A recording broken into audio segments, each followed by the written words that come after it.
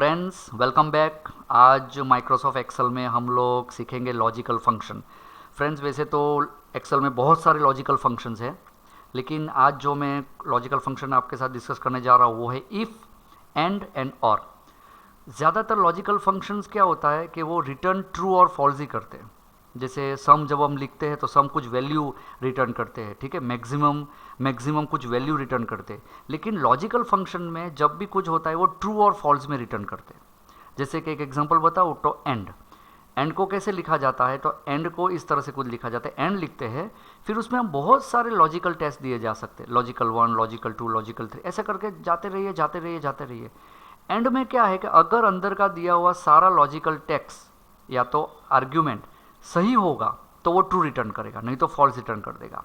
और में क्या होगा कि और के अंदर जो आपने जितने भी लॉजिकल टेस्ट जो दिए हुए हैं, अगर उसमें से कोई भी एक सही हो जाएगा तो वो ट्रू रिटर्न करेगा। और अच्छी तरह से समझाने के लिए मैंने यहाँ पे एक बैलेंस शीट तैयार की है, ठीक है। तो आप बैलेंस शीट को देखेंगे तो आपको एग्जैक्टली पता चल जाएगा। जैसे यहाँ पे देखिए, return true if all the arguments are true. And के अंदर जितना भी हमने कुछ डेटा डाला है, आर्ग्यूमेंट्स दिए, वो सबकी सब सही हुआ तो ही वो ट्रू बोलेगा, नहीं तो वो फॉल्स दे देगा, ठीक है। तो उसको समझाने के लिए मैंने यहाँ पे एक मार्कशीट क्रिएट की है जिसमें मुझे सेमेस्टर 1 के मार्क्स डालने हैं, सेमेस्टर 2 और सेमेस्टर 3।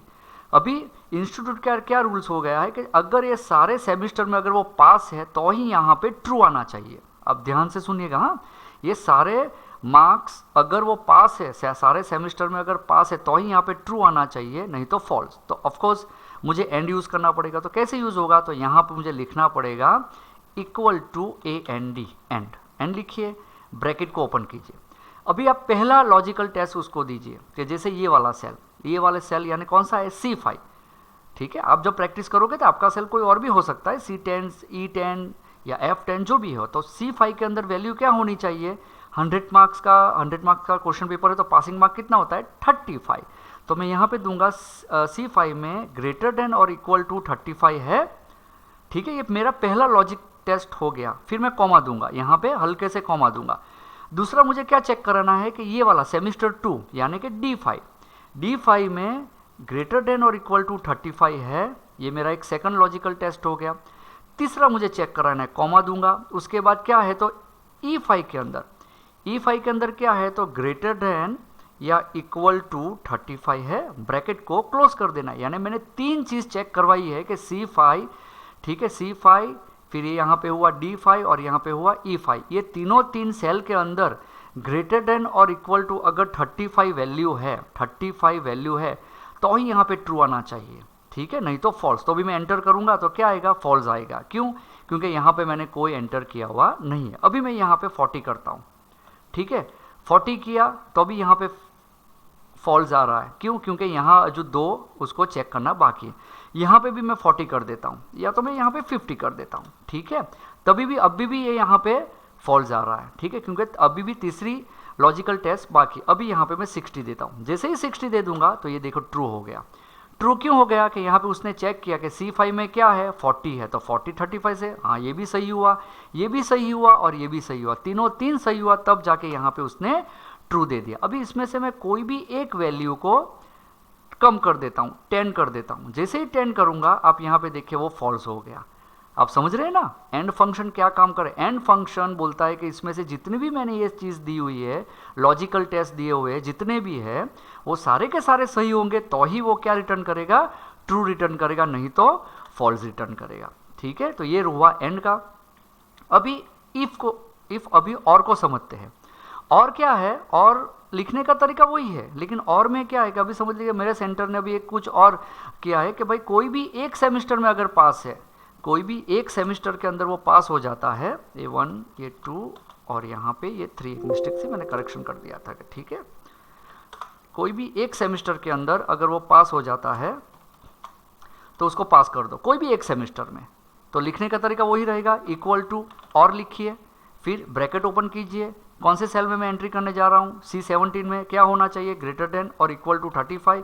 दूसरा कंडीशन चेक करो कि D17 में क्या होना चाहिए, ग्रेटर देन और इक्वल टू 35 होना चाहिए, कॉमा दे दीजिए।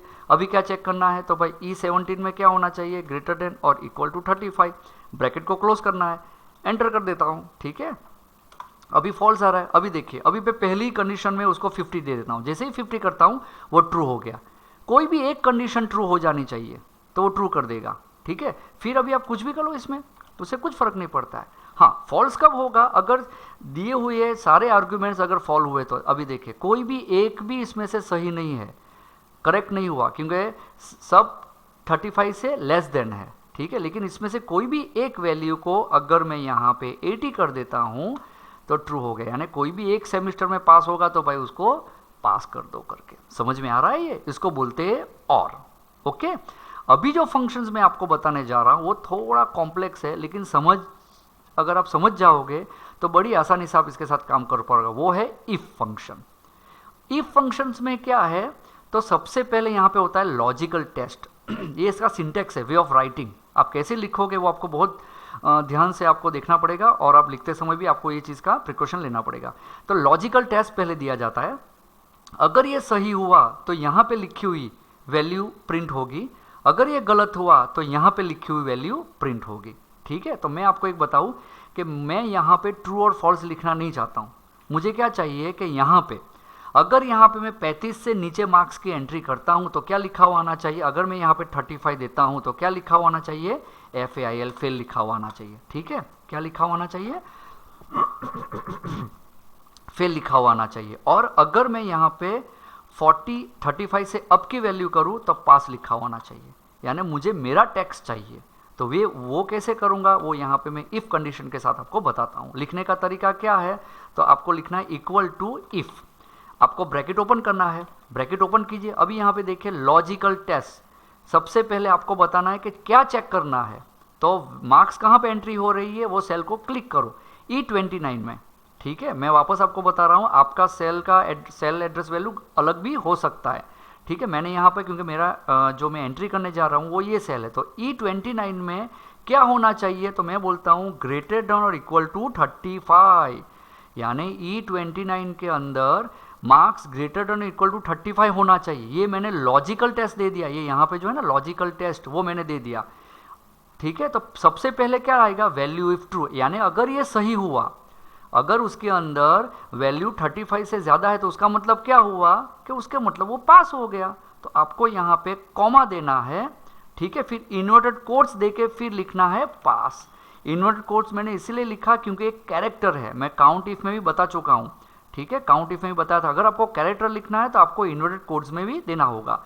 यहाँ पे मैंने ओपन किया, यहाँ पे क्लोज किया, ठीक है। तो ये हो गया, क्या समझा रहा हूँ कि E29 में value greater than equal to 35 है तो पास लिखो, तो ये एक हो गया। अभी कॉमा दे दीजिए, अगर समझ लीजिए कि इसके अंदर वैल्यू 35 से नीचे हुआ तो वैल्यू इफ फॉल्स, यानी कि ये यहाँ पे जंप करेगा। तो मैंने जो लास्ट में लिखा है FAIL, यानी ये लिखेगा, फिर कोट्स बंद कीजिए और ब्रैकेट को बंद कर दीजिए, ठीक है। तो अब भी देखिए फंक्शन क्या काम करेगा, E29 यानी क्या है उसमें 40, तो पहला चेक कर दा 40 इज ग्रेटर देन और इक्वल टू 35, तो यस आएगा तो क्या प्रिंट करेगा, पास। तो अभी मैं जब एंटर करूंगा तो क्या प्रिंट आएगा, वेरी गुड, पास लिखा हुआ आएगा। जैसे ही मैं एंटर करूंगा तो आप देखिए यहाँ पे लिखा हुआ आया पास, आ गया ना। अभी मैं यहाँ पे वैल्यू को कम कर देता हूँ, यहाँ पे मैं दे देता हूँ 20, जैसे ही 20 करता हूँ वो फेल हो गया। तो इसका मतलब उसने क्या किया, यहाँ पे आया E29 यानी क्या, उसने चेक किया 20 इज ग्रेटर देन और इक्वल टू 35, पूछा क्या 20 35 से ज़्यादा है, नहीं, तो उसने क्या कर दिया, पास को छोड़ दिया और सीधा जो वैल्यू फॉल्स यानी ये वाला जो था वो उसने डिस्प्ले कर दिया। तो हो गया ना एकदम मज़ेदार चीज़ करके, ठीक है। आप यहाँ पे लिखते जाइए, ठीक है। अब जैसे आप 60 देंगे पास आ जाएगा, अगर आप चाहो तो यहाँ पे उसको ट्रैक करके रख दीजिए। अब जैसे से मार्क्स के एंट्री करते जाएंगे 50 20, ठीक है, 50 60 90 एंड 10, पास फेल ऑटोमेटिकली आता जाएगा। लेकिन मैं वापस बताऊं, आप ड्रैग मत कीजिएगा, आप इसको लिखने की प्रैक्टिस कीजिएगा, क्योंकि प्रैक्टिस करेंगे तो ही ये फंक्शन आपके हाथ पे बैठेगा। क्योंकि आपने हल्का सा भी मिस्टेक कर दिया फंक्शन लिख में तो वो एरर आ जाएगा। ओके, तो आप जो मैंने ये जो बैलेंस शीट बनाई है उसी पे आप प्रैक्टिस कीजिएगा, और कुछ प्रॉब्लम हो तो अपनी फैकल्टी से बात कीजिए। बहुत ही जल्द नेक्स्ट वीडियो के साथ मिलूंगा, तब तक टेक केयर, बाय बाय।